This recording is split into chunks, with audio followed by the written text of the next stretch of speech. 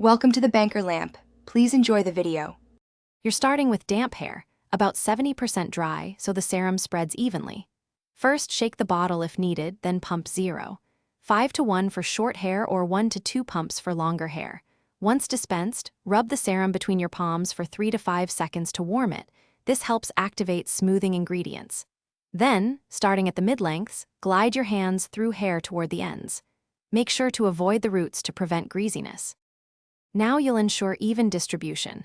Use a wide-tooth comb or your fingers to work the serum from mid-lengths to ends.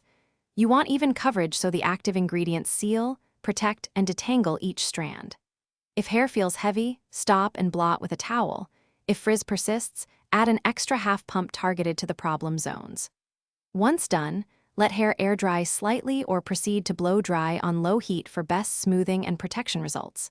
You're finishing the routine. Style as you normally would, blow dry, straighten, or air dry, because the serum protects against heat and adds shine. Once styled, run a finger check. Hair should feel smooth, not greasy.